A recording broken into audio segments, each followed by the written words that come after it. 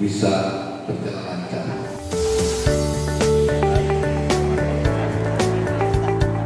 Sudah pasti bantuan makan ini untuk meringankan beban masyarakat di saat tekanan ekonomi menjadi lebih tinggi.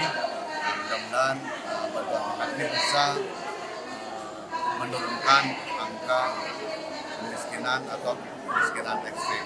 Pasti juga berefek pada menekan angka inflasi, setidaknya di Kota Banda Aceh, di Kecamatan Bendungan.